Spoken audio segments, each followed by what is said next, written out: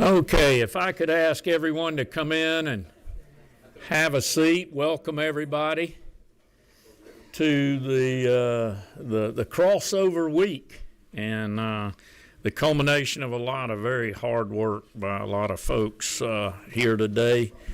Let me begin like I always like to do, because I see a lot of educators out in the crowd. Let me start with students. Do we have any students in the crowd that are current students? Hold your hand up. Let us recognize them, members. Thank you, students. Educators, raise your hand, what we call our daily heroes that run to our students' council. Raise your hand, educators. Some of us, I'll tell you that. There you go. Welcome and thank you for what you do and the service you provide our children every day, and truly daily heroes, educators. So thank you for taking on that task there. We have a very busy agenda and a very not an infinite number of minutes to try to get these done, members. So we need to stay organized, concise, and be thinking about your reading that you've done prior to these bills and what questions you need to ask as we bring these authors up here. I see quite a few of the authors of these bills sitting in the group. I'm going to ask you the same thing. There's no need to read your entire bill, no matter how short it is to us. All but two of these bills have been through subcommittee and heard by many of you. Many of these members, but keep in mind that we're going to try to move very quickly, so cover the important parts of your bill and be ready to answer questions. We do have a sign-up sheet right up here on the corner for two bills. Since members, as you have noticed, we are in crossover week, so with that, we are trying very quickly to move through these bills so they're not going through subcommittee, and they're going to come straight to us committee members, so we're going to need to vet them here. We allow public participation if you want to sign up, and it will be bills HB 1232 and HB 1281. The other bills, members, we've already had the ability for public participation in as they have come through subcommittee. We're going to go up just due to the fact that, as many members know, there are a lot of committee meetings today, a lot happening, some got to move around. We're going to go to the second bill on the list, which is HB 1206, in just a minute, as soon as we say a prayer and then kind of kick off here. Representative Wade, I see you down there. Do you mind? What is your number? And I'll ask you to do a prayer. Mike Shears. All that will. Thank you, Lord. Thank you for this day. Bless this committee meeting, all the members here, and all those that are in present here and those watching. We just ask you, guide us, direct us, and keep us safe. And just thank you, Lord, for this wonderful weekend, and let us get good things done this week on behalf of Georgians. In Jesus' name, amen. Thank you, Representative. We will go to HB 1206. Chairman Jones, we will ask you to read your LC number to us, and then I'll turn the microphone over to you, and we'll kick off. Thank you, Mr. Chairman. Thank you, Mr. Chairman. Members of the committee, good afternoon. I'm on the substitute to 1206 LC 492727S. Yes, okay. Perfect. Mike Shears. Thank you, Mr. Chairman. First and foremost, let me just go ahead and give a quick, I'll say, qualitative overview of the bill. Effectively, this is a recommendation, not a mandate, to our school systems throughout the entire state of Georgia regarding when doing high-tech investments, high-tech purchases of over $100 that on a per-unit basis, that they take into account the total cost of ownership rather than just the initial purchase price.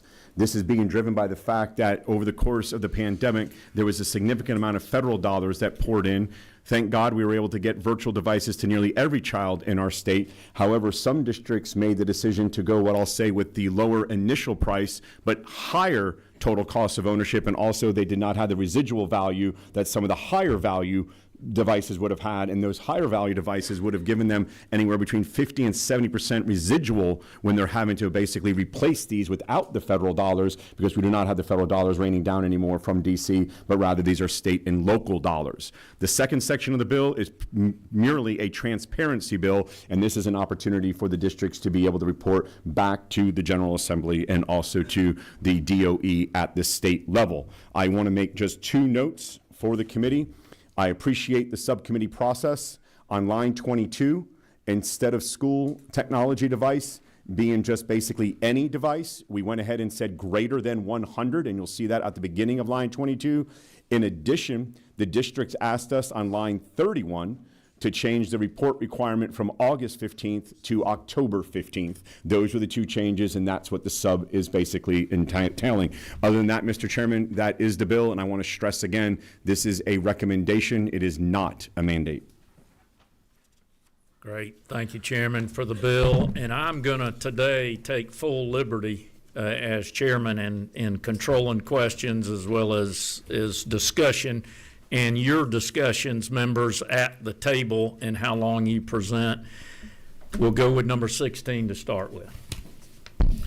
Chairman, thank you for this bill, and I support this bill, and at the appropriate time I would like to ask to pass. Great. Number 18.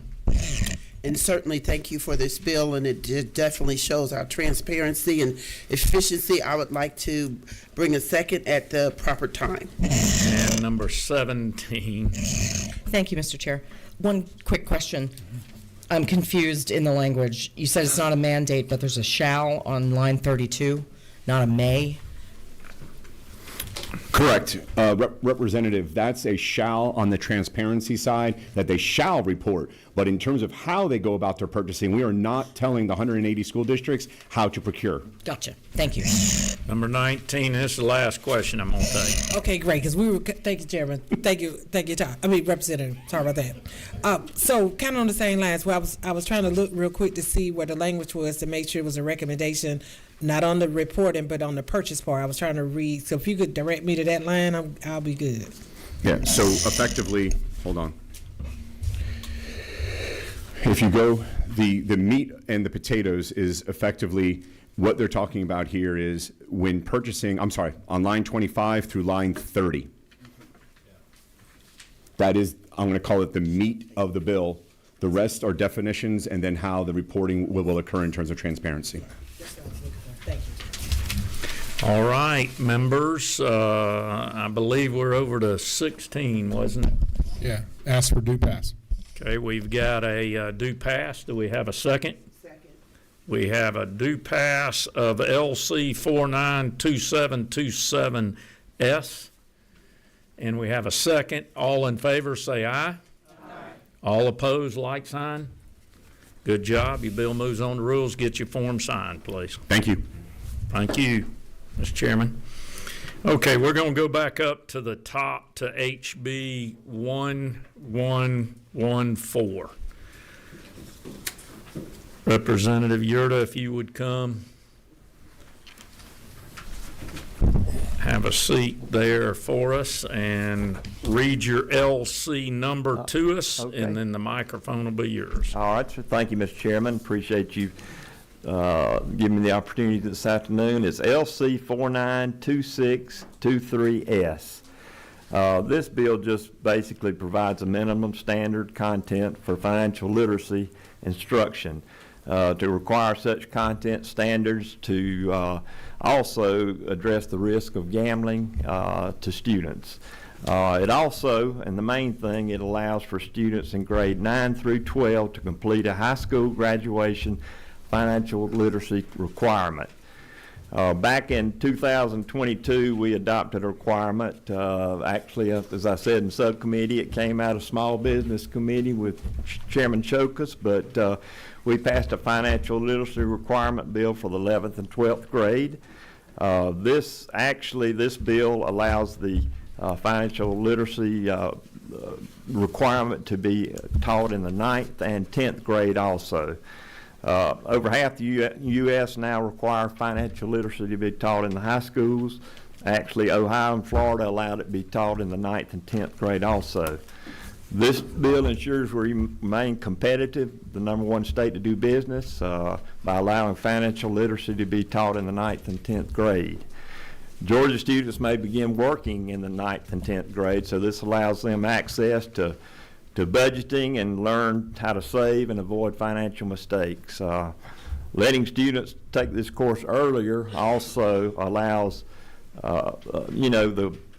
relieves the crowded junior-senior schedules, freeing up more time for AP classes, CTA pathways, dual enrollment, athletics, and work-based learning. It also helps schools. It gives a broader window for principals to allow the course to be taken where staffing and class sizes allow. So, Mr. Chairman, that's the bill. Great. Thank you, Representative Yurda, on this and thinking about this topic for us in multiple years. I know you have been working on this type of legislation. You do have quite a few questions, and I'll work through a few of them. I believe number 19, you were the first. Thank you, Chairman. Yes, ma'am. Thank you, Representative. As someone who is a financial educator, I would say thank you. This is so needed. And Chairman, at the appropriate time, I'd like to move that we do pass. Okay. Thank you. Thank you. Thank And you for number what you do. 14. Didn't I see 14? Yes, ma'am. Representative Parrish. Thank you, Chairman.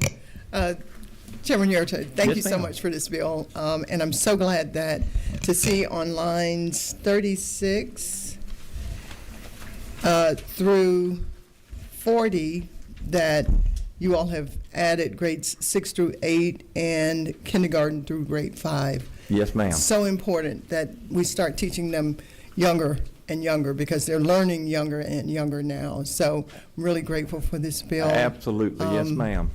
We've discussed that, and I appreciate your input to that. Yes, thank you so much. Really, really happy to see you before the committee, and at the appropriate time, I will offer There due we go. pass. Representative Parrish, we'll let you at the appropriate time is what we're going to do. I see no more questions, and I know I saw I'm taking liberty today because I know how hard you have worked on this bill in the past, Representative. So how about a second? We're looking for a second on this bill. We do have a second. Thank you. All right, members, we have a motion and a second for due pass of LC 492623S. All in favor say aye. Aye. All opposed, like sign. The Thank you, bill Committee. carries. Thank you very much, Appreciate that. Representative.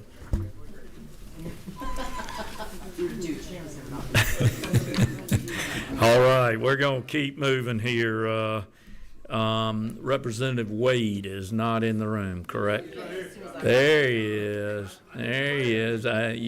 You've been begging. I see you over there. You have been quiet and not even in timeout. I thought I would have known for sure you were in the room. Would you please go down and we will pull up bill number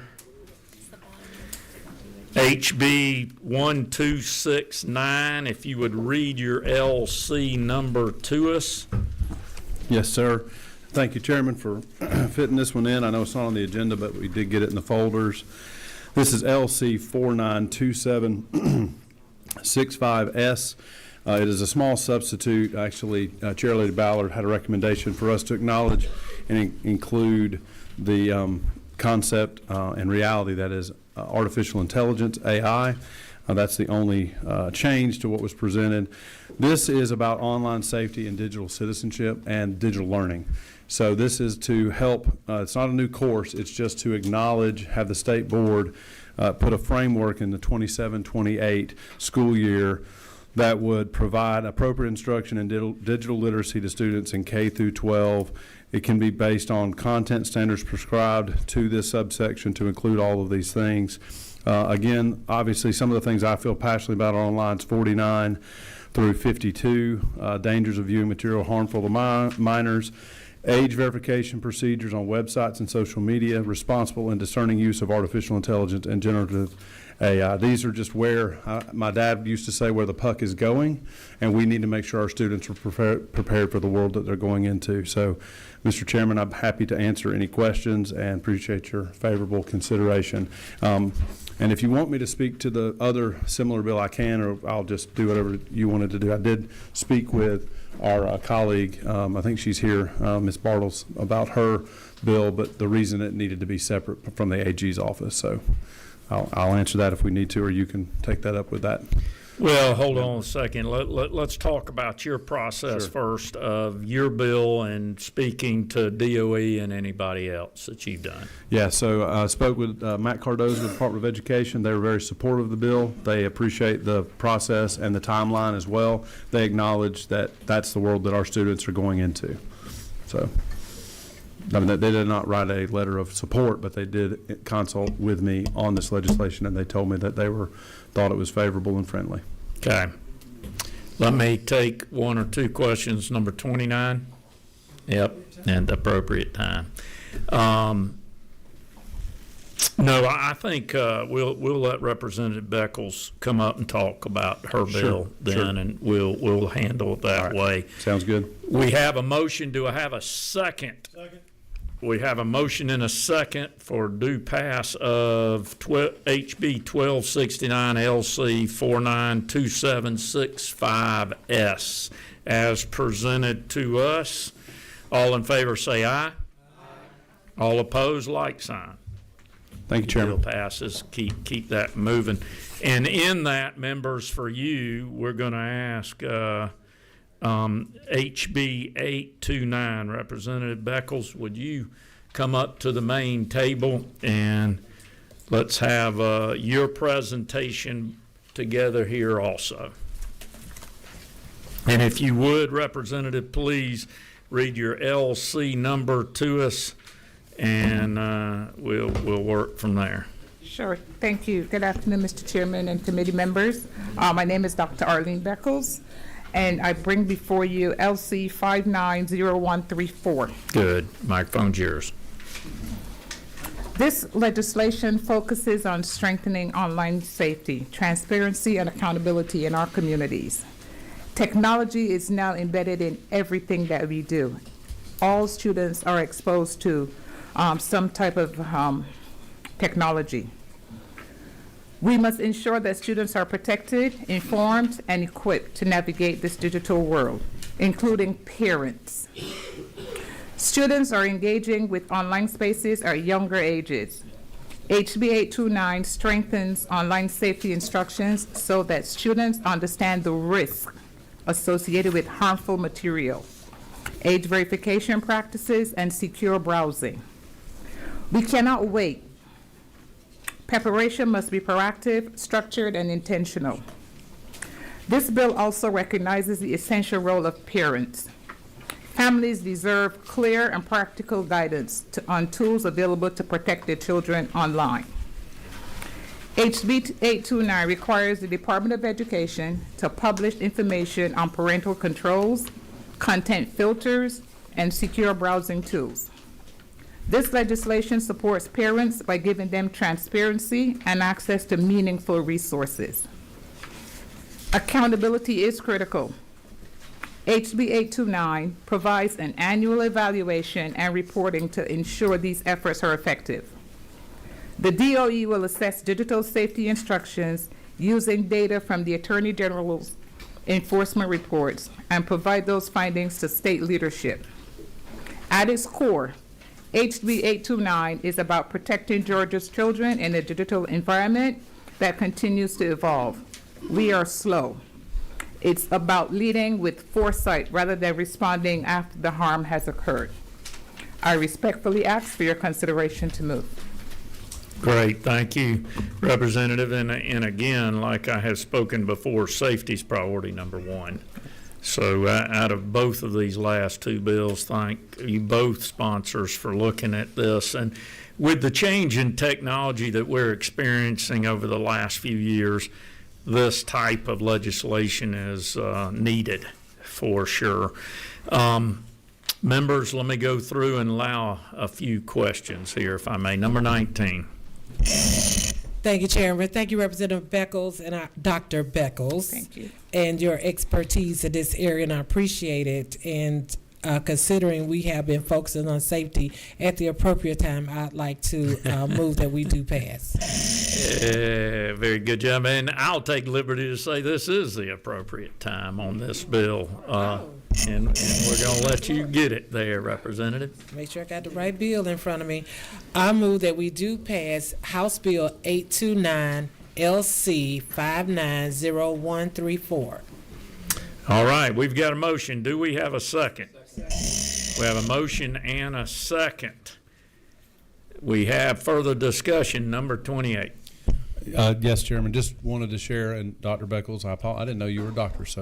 Yes, sir, thank you. My wife for is the one, recognition. and you deserve that too. So, Doctor, Representative, just wanted to make sure that you were aware that the Attorney General's office provided me feedback that I provided with you earlier, and I'm not against your bill. I'm happy to vote for it to keep moving it, but I do think that there's going to be some changes needed. Their preference was to have a meeting with you, DOE, and their person to consult with Department of Education, but for the report and for DOE staff to be able to handle that. I don't know if they have staff that can include that in their workload or not, but the AG's office indicated it would be a fiscal impact to them if written the way it's currently written, but they are supportive of your bill's intent. So I just want to share that. Like I said, I'm not trying to blow your bill up. I just want it to be accurate so that you can end up with a policy objective that you care about. Thank you. Okay, seeing no more discussion, we have a motion and a second for due pass of HB 829, which is LC 590134. All those in favor say aye. All those opposed, like sign. Great job. Moving on, we can have further discussion as needed. Okay, thank you. Thank you, Representative. Glad to see safety, literacy, and learning bills coming to us.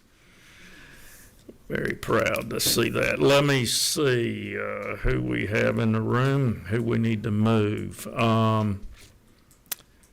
Do we have HB? Yes, we do. 1244, Representative Akbar Ali. Come on up here if you would. Have a seat, read your LC number to me, and then I'll turn the microphone over to you. Right. Thank you, Mr. Chairman, and to the members of this committee as well. It is LC number 610439S. Perfect. It's yours, microphone. Got it. I would like to begin by thanking Chairman Urban for the consideration on this bill, as well as the many signatories in this committee. I would also like to thank Chairman Corbett and Educators First for the substitute. This bipartisan bill, HB 1244, introduces an addition to an existing legislation from a previous session that was there to support our educators. While the previous legislation intended for teachers to have a dedicated planning period and duty-free lunch, a waiver allowed districts to waive that under their flexibility contracts. This bill is straightforward, ensuring that teachers' planning time is unwaivable with emergency exceptions, allowing for effective planning time for our students' curriculum. Secondly, this legislation accounts for the reality of teaching in specific extreme emergencies. We acknowledge that teachers cannot always be present during extreme weather, safety threats, transportation disruptions. This bill ensures that while we maintain high academic standards, we also have clear alternative protocols when these situations occur. HB 1244 is key in ensuring that teachers do not burn out or quit their jobs, especially. Recent studies from Page indicate that 48% of teachers feel burned out in their job, and nearly half of our workforce feels pushed to the brink. Student performance inevitably suffers because of that, and this is designed to alleviate that pressure. Teachers pride themselves in education and uplifting our students. It's time we give the same back to them. We've done a lot of good work when it comes to education this session. I wish to continue that with this bill as well. I ask for the committee's favorable report on this bill, and I'm happy to address any questions. Great. Thank you, Representative. And having been a teacher, thank you for understanding the load that our teachers are under and trying to ensure that you can have the time it takes at school to prepare for your class and your students. I'm going to go by the order I see them. Number 18. Well, first of all, again, we want to thank you for bringing the bill and understanding that teachers' primary goal is to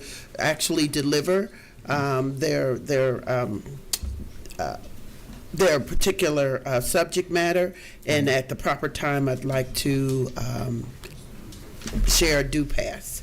Okay. Number 26. Hi. Quick question. Well, I don't know how quick it'll be, but just want to ask: is there a certain number of adults that are required for supervising during lunch? That depends on the school itself, to the best of my knowledge. And so this allows for that. When the supervision of lunch is there, a teacher can voluntarily waive their planning time for that purpose. So the reason I asked, can I ask a second question? Yes, you can. So the reason I was asking is, so who's going to be watching, who's in charge during the lunch period? So that would be a teacher, yes, and or the administration would handle that on themselves. Yes. Okay, okay. Yes. Very good, thank you. Thank you. Number 2. Thank you, Chairman. Representative, thank you for the bill. We know that our teacher shortage is significant and that their burnout is real. And so I'm incredibly supportive of this bill and the appropriate time. And now there's going to be a battle over here. You made the motion.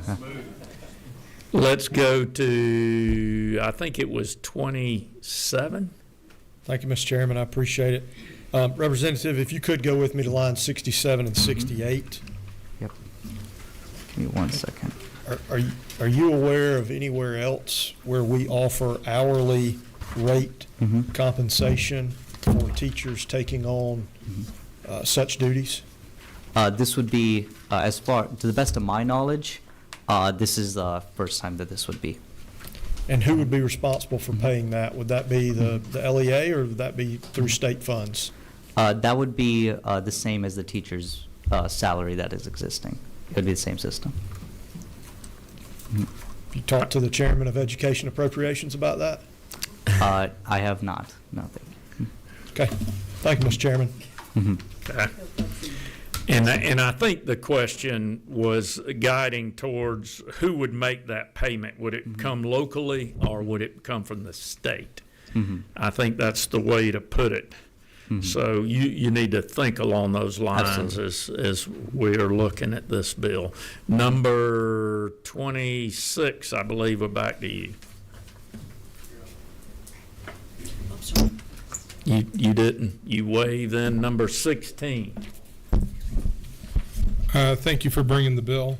And going off of what our chairman just brought up over towards lines 67 and 68, I have multiple concerns about how this is going to be properly executed at the local level, much less where the actual money is coming from. How do you see this is going to be managed and what hours were actually spent?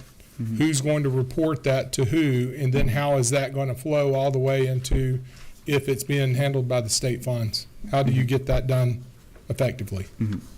So, to the best of my knowledge, working alongside of these associations, what I was under the impression of was that this would be within the same system as the salary of the teachers themselves. So it would be the same reporting system for that. My concern is that this isn't easily solvable. So I don't see this particular part of the bill, and Mr. Chairman, at the appropriate time as a friendly amendment, I would like to see this portion removed because I don't know that we can actually do this the way it's being stated. Thank you.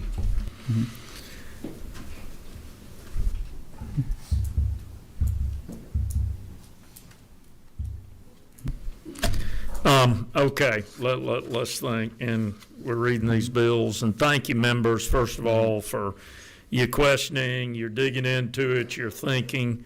I always appreciate that from y'all. Let me make a decision here. Representative, due to this change, would you take let's get a motion in a second before we start talking about amending.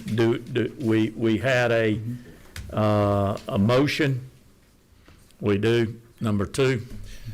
Thank you, Chairman. I'd like to make a motion do pass for House Bill 1244 LC 610439S.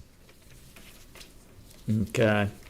We have a motion. Let me see if we have a second. Second. We do have a second. Now let's talk about amendment and a friendly amendment to this bill. Representative, I'll recognize you. Thank you. I would like to, on line 67 and 68, would like to friendly amendment to removing, in the event that a teacher supervises students after agreeing to such a request, such teacher shall be compensated an hourly rate consistent with his or her salary. I would like to see that we remove that from this bill. Would you accept that, Representative, as a friendly amendment? I will. Okay.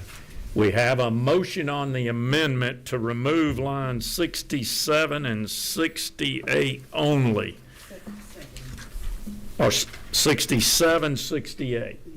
Yes. Correct? Only from the bill. We have further discussion over here.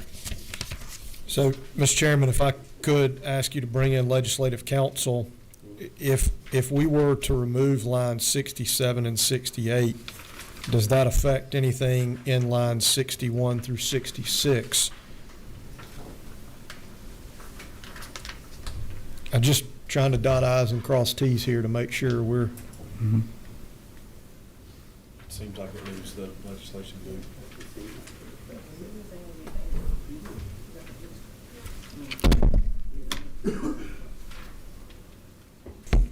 We got your microphone on. Yes, we would need to make some conforming changes just with the designations for the paragraphs there and in the title. And in the title. Just to reflect that change. Can you do that at this time? I can. Do you want me to read that out? Yep. Okay, so in the title. Wait a second. Pull your microphone down. They're having trouble hearing you back Okay, here. sorry, is that better? Yes. Better? Yes. Okay. So on line 4, starting on line 4, strike to require that teachers who supervise students during their duty-free lunch period or planning period are compensated in cases other than an extreme emergency.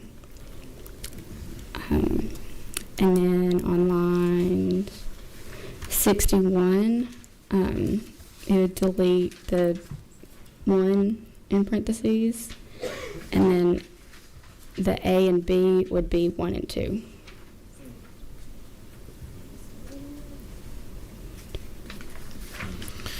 Okay, members, let's look your bill over again.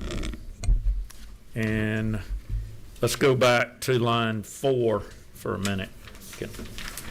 Let's, starting there with the semicolon in the middle of line 4, we're striking through the part of that paragraph to require that teachers who supervise students during their duty-free lunch period or planning period are compensated in cases other than an extreme emergency. That is struck. Then if you flip over to page 3, line 61, you're removing the 1 at the beginning of that section, going down to line 63, you're changing the A to a 1, and 65, the B to a 2. We've already recommended the amendment of lines 67 and 68 being removed. Questions regarding the friendly amendment to the bill, members? First of all, good catch, good working representative on a good bill that we are trying to enact policy here. Yep, we need to vote on the amendment first here. So that is what we're voting on, are the changes I just mentioned to you. We have a motion and a second on that amendment. We got discussion, number 18. No, we do not. Oh, okay. You don't be in timeout, I know.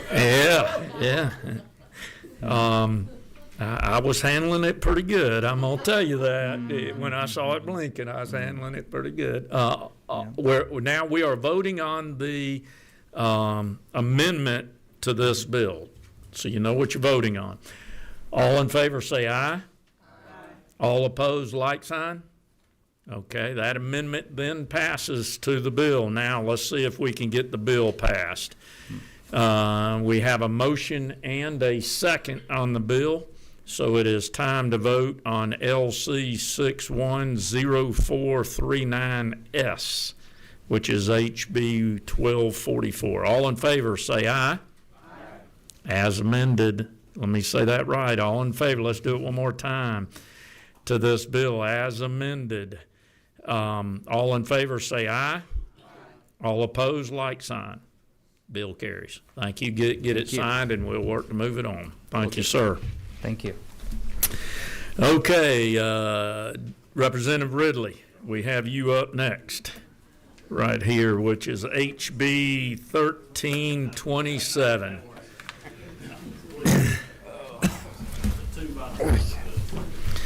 Okay, Representative Ridley, if you would, for me, read your LC number, and I'll turn the microphone over to you. All right, LC 630123S. Wait a minute. I have a different number. Read your number one more time. LC 630123S. I have 25S. Well, I need 25S then. Wait a second. We'll get you a copy of 25S. Where's that at? Members, do y'all have 25S? Well, while we're waiting on that, I'd just like to thank everybody for passing that literacy, the financial literacy.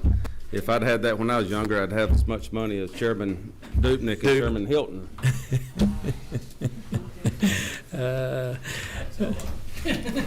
Okay. Now, the one you're reading from, yeah, he was going to comment, but we did not let him do that.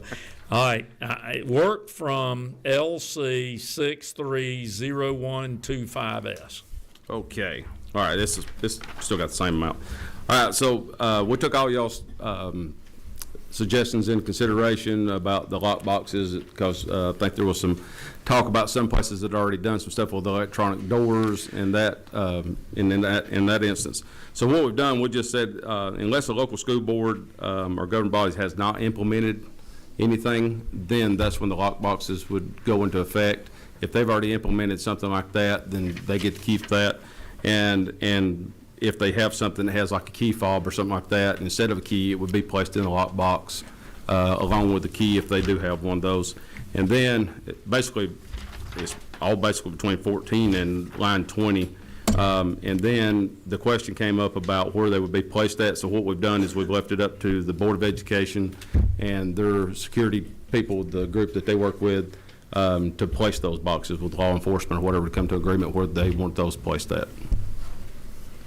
Great. Well, number one priority, safety. So thank you, Representative, for this. I'm going to start. You've got quite a few questions, so we'll go through some of them. Number 18. At the proper time. That's good to hear on safety. 27. I'll second that motion. I just want the record to show it took 10 years, but Chairman of the Fund Caucus has finally made it to the Education Committee. That's right. I commend you. I ain't never been here before. You done good, Representative. Number 22. Mr. Chairman, I'd like to rename the Math Matters Act to the Representative Jason Ridley Math Matters Act. Two things real quick. Thank you so much for line 14 for changing. This is Gwinnett County, as we discussed in subcommittee, already has a program that works well for them, so I think you addressed that there. Help me with line 20, and I may be throwing you a curveball here, but what is the Underwriters Laboratories Standard 1030? I just want to make sure that in line 20, we're not narrowing this down to one entity that meets that requirement. Yeah. So me and Chairman Irwin kind of talked about that whenever I first brought the bill.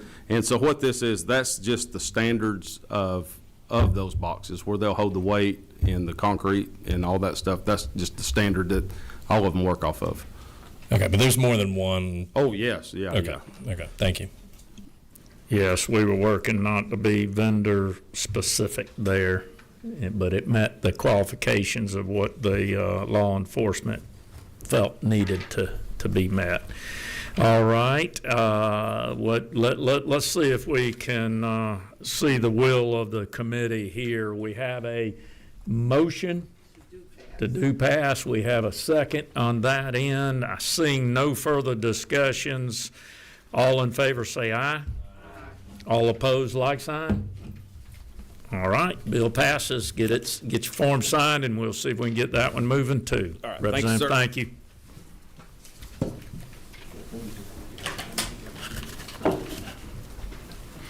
Okay, members, good job.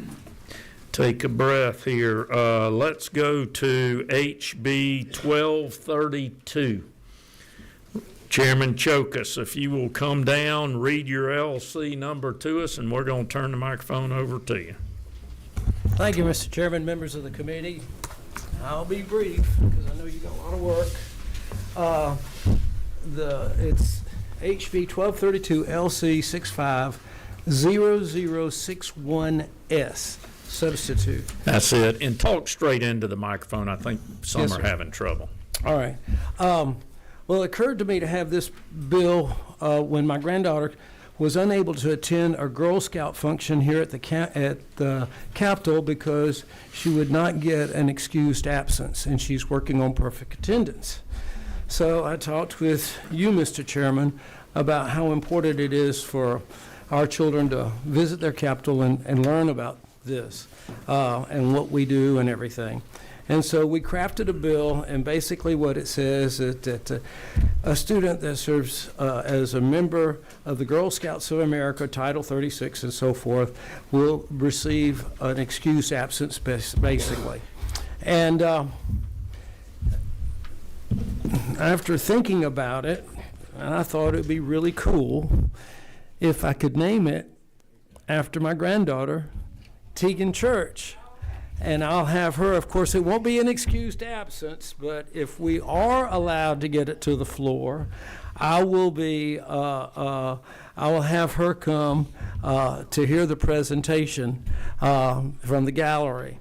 But and the chairman allowed me to do the sub, and this code section will be known and may be cited as the Tegan Church Act. And that's the bill, and I'll be happy to answer any questions. Okay, going to start with number 19. Thank you, Chairman. Okay, Chairman, you actually answered my question, because I was like, what is the Tegan Church Act? But at the appropriate time, I'd like to move that we do pay. Thank you. I'm going to take them by the order I see them here. Number 22. Thank you, Mr. Chairman. I'd like to do, in the spirit of you, I'd like to do pass, but I do have a question. How or why does this come to a state level? This seems like something the locals ought to be able to. I mean, it just seems common sense. Why does it rise to the occasion of needing state law? The only reason it rose to the occasion is my granddaughter lives in Atlanta, and I don't know the board of directors. I mean, the local board of education. Okay. Thank you. Number 28, I believe. Motion do pass. Three of you all batting at once here. 14. Thank you, Chairman. How you doing, Mr. Representative Chokus? I was just wondering, so we're doing the Girl Scouts. Should we add the Boy Scouts to this also? I don't have a grandson. So is that your real answer? That's my real answer. Oh. Well, then I'd like to do a friendly amendment. Why don't we add the Boy Scouts on also? I wouldn't take that as a friendly amendment. Well, I was a Boy Scout, and so I wouldn't. The will take of the committee would be what I think would be We'll important. work on an amendment if we get a motion, do pass, and a second. Let's go to 16. Thank you, Chairman. I have a question, and I don't know the answer. Maybe Ledge Council can help. currently in the state, like 4-H and some of these other organizations, is there current, any of these youth leadership, civic engagement type groups from our schools? Do we currently have anything in place that's given excused absence? Do we know? Talk in that microphone, please, Legislative Council. Yes, I think there's a few. I'm pulling the code sections up right now to track. Representative, let me ask you while she's doing that, state your question one more time for the group. Well, within our schools, and I'm a great supporter, my granddaughter's 6, so I'm a big supporter of Girl Scouts, Boy Scouts, 4-H, all these youth leadership groups and civic engagement groups from schools coming down here to become more active and involved within how things work here at the Capitol. And the Teagan Church Act, which I greatly respect and appreciate, personally, I want to see if we already have excused absences happening for these other groups, and if we don't, with due respect to the bill, picking winners and losers, I would like to maybe broaden that it's not just Girl Scouts if they're not covered. That's the question I have to Ledge Council. Okay. Yes, so there's currently Code Section 20-2-692.3 provides that students participating in an activity or program sponsored by 4-H shall be counted as present in the same manner as a field trip. And 20-2-692 provides that pages of the General Assembly shall be counted as present. Yes, sir. Follow up. We'll hear you. What about like student government? Are those covered? I'm not seeing anything right now, but I would have to check just to make sure. Okay. I'm supportive of the bill. I just also think there's other places maybe we need, and I don't know the right way to handle that, Chairman. So that's a question I have. Okay. Let me make a comment to the members that systems have the ability to make decisions on excused and unexcused absences also as they're developing their handbook. I think you need to just be aware of that. Now, that could work the other way in this case, meaning that it'd be an unexcused absence is what our chairman's recommending here. If you left it to that, but there are ability, is what I'm getting to a viable excuse of absent to be excused. And a school system has that ability to do that. Are they required to give these absences? Not unless this bill comes in, and it would be an excused. In some cases, it could be unexcused. Just wanted to have that discussion as we move on. What I'll do with this bill to start with here is, let's see if we get a motion do pass and then a second, and then we'll decide from that point forward, members. Now we have one more question popped up. 19. Oh no, I had asked earlier. I'm ready to make the motion if you're ready. I'm ready. I moved that and I moved it from in front of me. Move that we do pass HB 1232 LC 650061S Teagan Church Act. Okay, we have a motion. Do we have a second? We do have a second, or a couple of them. Now, let's, do we have an amendment? Yes. Push your button down there so I know which one I'm doing. Okay. I'd like to amend that we also add Boy Scouts of America to this bill. We got to be specific. Yes, we're going to need to be specific about where we're adding this. So let's talk to Legislative Council and what that was, and then, Chairman, we're going to ask if this is a friendly amendment or not, so the members are aware of that before they vote. We'll give that full discussion opportunity. Legislative Council, where would we add that? And can you call out line numbers as you do that, please? Great. I'm looking to make sure I got everything.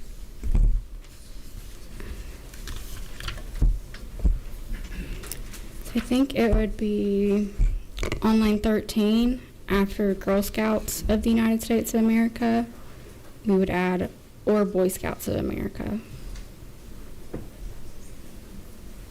Okay. Anywhere else? Nope, I don't see it. I think that's it. That's it. Or on 14 too, yes, sorry. So Girl Scout or Boy Scout. Correct. Line 14. Sorry.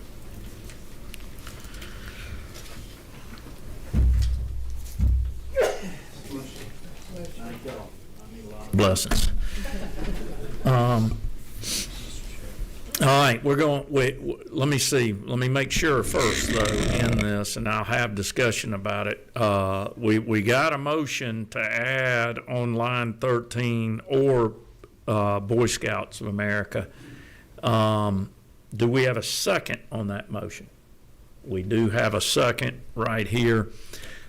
And we're going, yes, we're going to get to you on comments. Let's ask the chairman. Line 14 as well. Yes. Yes. On line 14 as well is what we're doing is or BSA, which is Boy Scouts America too. Friendly amendment or not? I would consider it not a friendly amendment because it kind of goes away from the impetus of the bill. My granddaughter's a Girl Scout, and she had an official function. My daughter, Brittany, went to the principal, and the principal said no, and that was the impetus of the bill. And then changing the name, of course, was to a source of pride for me. To call it the Teagan Church Act. I think that if the Boy Scouts want a bill, they need to do their own bill, and they can name it after somebody else. But I think that right now, I would consider this okay. not a friendly amendment. Unfriendly. Let's have discussion here by which they came up number 22. Mr. Chairman, just a quick change. I believe it's called Scouting America is their current name of the Boy Scouts, and that includes boys and girls. So I think we change the amendment to read Scouting America. May need to. If that matter, I mean. If I could have a few minutes to look at this in the bill, the Girl Scouts are referred to by their reference to the federal code. Which also includes the Boy Scouts, and they seem to be called the Boy Scouts of America. So if I could, I guess you understand our intention, I guess. Yeah. Okay. Thank you. So you just need a few minutes to look at it. Yeah. Okay. All right. We'll come back to that, Representative. And by the way, I like it when the Education Committee has to get into complex decisions. Thank y'all for connecting more neurons here for me. I think number 16, you were next. Chairman, thank you for clarifying friendly, unfriendly. If there were Girl Scout cookies, this may be easier, but I'm just saying. I'm just kidding. Is the only way that you see anything friendly is maintaining that it's only Girl Scouts? Is there any other options in how that could read with other leadership groups within the school system, so we could I don't do know it all how at the once? other ones are reacting. I know how this one was, and I would be hesitant to find a friendly amendment without me looking further into it. I have personal information on this with my daughter and my granddaughter and what happened, and so that was the impetus of the bill. I'm not sure what the other policies are for other organizations, for 4-H, FFA. There's so many other organizations, but I would like to keep it tight around this since it's got my granddaughter's name on it. I understand. Follow up? Yes. And I strongly support what you're trying to do here. I think that we may be leaving some things undone. Personally, that's what I'm kind of seeing here. I want to see the bill move forward, but at the same time, I want to make sure that if we have an opportunity to include some other people that could potentially go through what your granddaughter and daughter have gone through, that would be something that I would strongly support. And right now, I see it taking care of this issue, but I'm concerned there's other issues that we need to address as well. May I respond? Yes. Yeah. Lean up to the microphone, please. Okay, yeah, well, let's get this one done, and then let's do another one. I'm afraid that if we start making this larger and broader, that it's going to kill my bill. And so, when we start expanding and adding and putting a Christmas tree on this thing, there's so many other organizations that also deserve that the ability to bring their children up here because they're educational, and I think it's important. But I don't want this to be a vehicle for every organization, because if we do that, then there goes the bill. I mean, that we may end up with opposition to it. Number 14. Thank you, Chairman. I understand where you may be coming from, but I feel like it's very short-sighted of us to not look at broadening and how much benefit will be brought to other organizations if we get it done now. Of course, time is of the essence, but I just feel like we're being short-sighted if we just do it just for this one person, one organization, and such. It's just my 2 cents. Thank you. Number 18. Just getting ready to run the higher ed. Well, first of all, I want to say I'm going to call you Pop, right?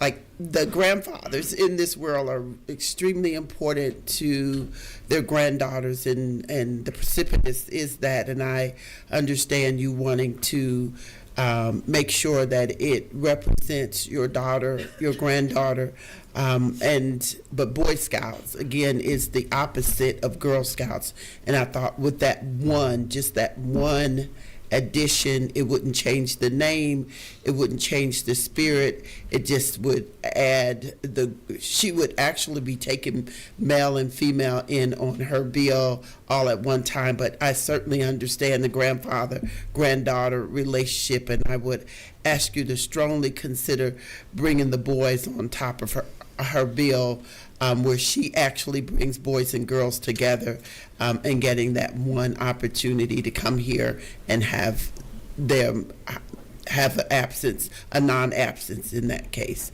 Strongly ask you to. Okay, thank you, 26.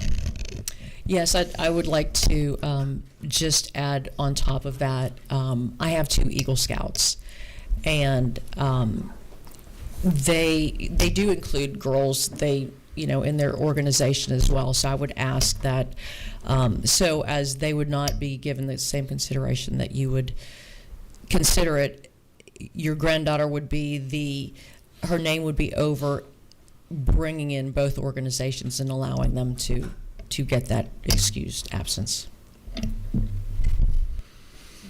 Okay, let's do this. We have an amendment on the floor to add, and I think we need to go to Legislative Council. And we had a second on the amendment, and we were adding Boy Scouts America on lines 13 and 14 there. And I think we were looking, Legislative Council, at federal names. Is that correct? Yes. In the federal code, they're still referred to as Boy Scouts of America. And that's used in our code a few times. But I'll defer to the committee on how y'all would like to refer to them. Well, listening to you, I'll take liberty. Let's leave it Boy Scouts of America. and then we'll further investigate as needed.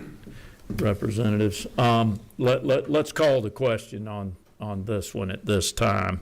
We have an amendment that is out there for what I just stated on line 13 and 14, addition of Boy Scouts America on those two lines. All in favor of this amendment that we're voting on, say aye. All those opposed, like sign. The amendment carries. All right, we have a amended bill now in LC 650061S. We are going to take a vote as we have a motion and a second. All in favor say aye. Aye. All opposed say aye. Okay. Bill still carries. Thank Your you. bill carries. Get us the paper signed and we'll move it on. Thank you, Chairman. All right, committee members. Let's look at HB 1281, Representative Montahan. Did he just walked out? Can somebody, let's see, text him and see if he can come back. Let's stop in recess just for 5 minutes till we can find our last bill sponsor that was sitting here a moment ago. Recess just for 5 minutes, members.